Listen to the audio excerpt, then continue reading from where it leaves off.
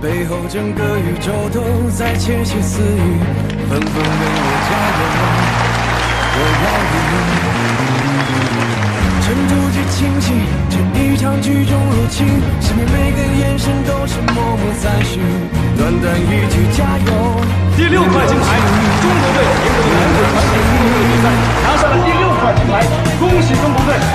这款男团金牌来之不易，关爱团很少牵出的下场比赛，男子团比赛在双伤病状态下唱出金牌，最终夺下这个场馆最后一块金牌，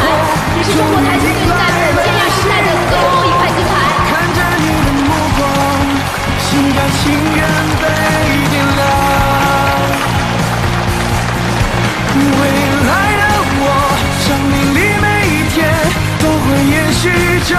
一刻，像被一